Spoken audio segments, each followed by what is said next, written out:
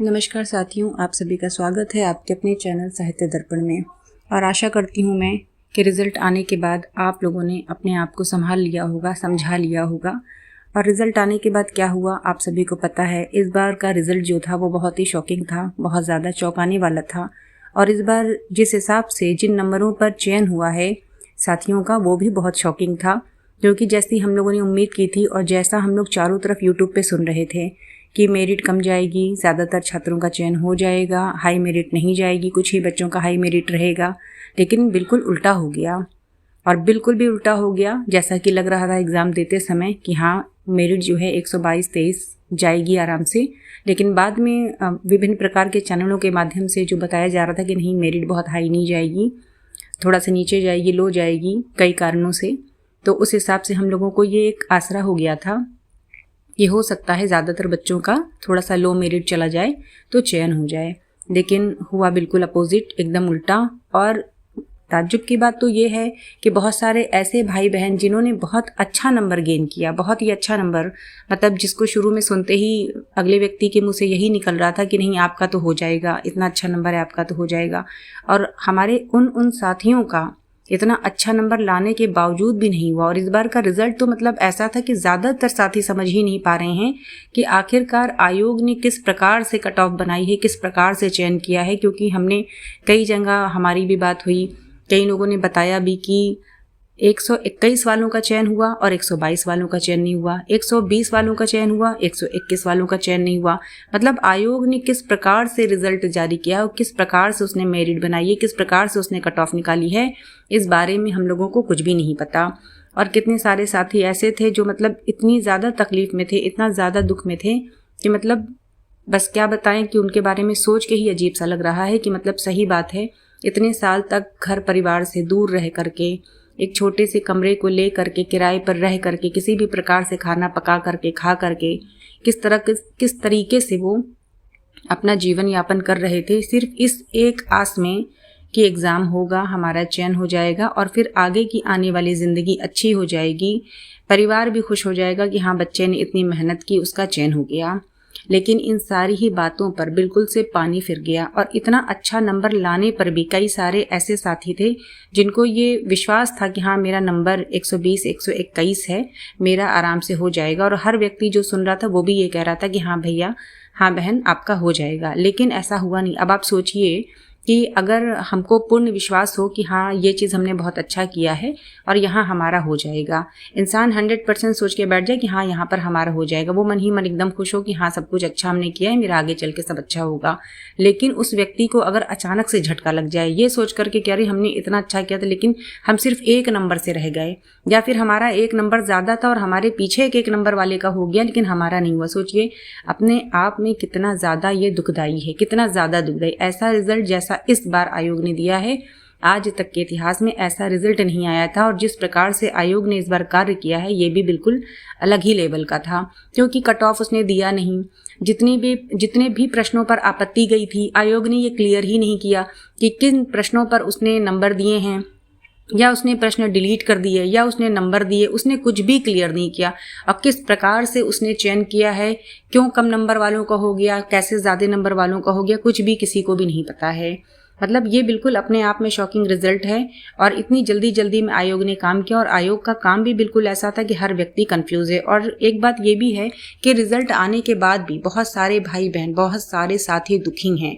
और दुखी क्यों हैं? क्योंकि मान लीजिए रिजल्ट आया, व्यक्ति खुश हो गए, लेकिन आप उसमें भी देखिए कि 1.5 गुना बच्चों को बुलाया गया है। तो 1.5 गुना बच्चों को बुलाने का मतलब क्या है? सीट जितनी है उतने ही लोगों को जॉब मिलनी है, उन लोग का ही फाइनल होना है। लेकिन बाकी के जो बच्चे जो चयनित हैं, जो अभी ये सोच के खुश हो रहे हैं कि हाँ हमारा रिजल्ट आ गया है, हम पास हो गए, लेकिन वास्तव में क्या वो पास हैं? ये भी सोचिए, क्या वास्तव में वो पास हैं? अभी आगे चल के उनको अभी एक और परीक्षा देनी है।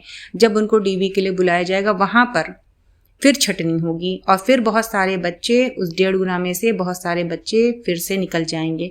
तो सोचिए मंजिल के पास पहुंच करके और फिर मंजिल का ना मिल पाना, मतलब अपने आप में कितना ज़्यादा ये दुखदाई है। मतलब एक व्यक्ति अगर कल्पना ये कर ले कि हम मंजिल पर पहुंच गए हैं और फिर मंजिल पर पहुंचने के बाद भी उसको पूर्ण रूप से वो मंजिल प्राप्त ना हो तो कितना ज़्यादा ये दुखदाई है।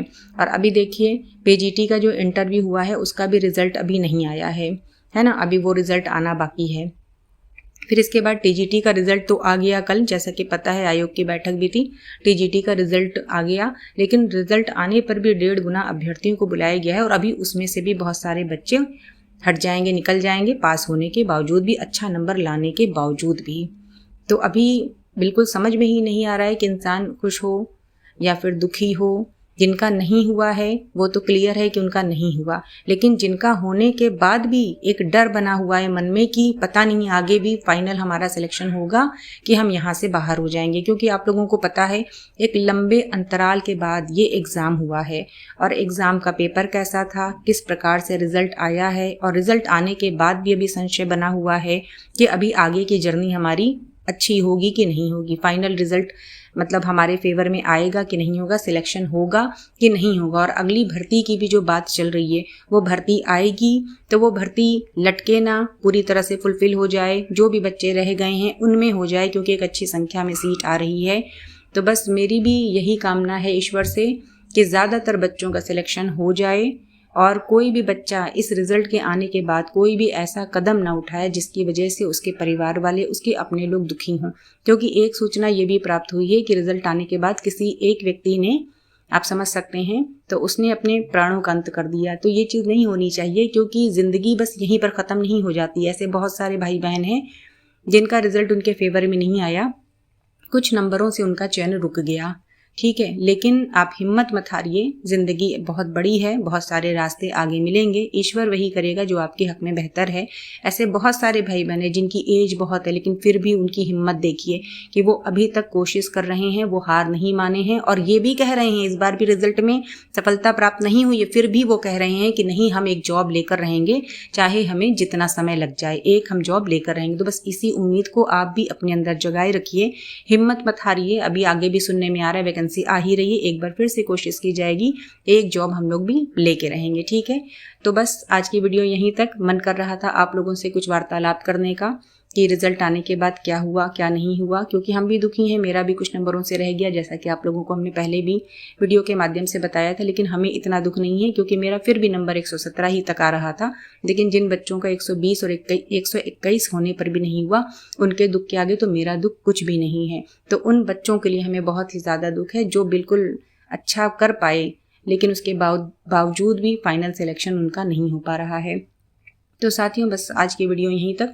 अपने आप को संभालिए, अपने आप को हिम्मत दीजिए और आगे के लिए अपने आप को तैयार कीजिए। ज़िंदगी यहीं नहीं ख़त्म होती है, अभी और भी बहुत सारे रास्ते खुलेंगे। इस बार नहीं तो अगली बार हम लोग एक जॉब ज़रूर लेंगे, एक सीट अपने लिए ज़रूर लेंगे, ठीक है। तो चलिए, आप सभी का बहुत बहुत धन्यवाद। अपना ध्यान रखिएगा और अपने आप को संभालिएगा। चलिए, सभी को नमस्ते। फिर से मिलते हैं अगली वीडियो में और फिर कुछ अच्छी बातें करते हैं।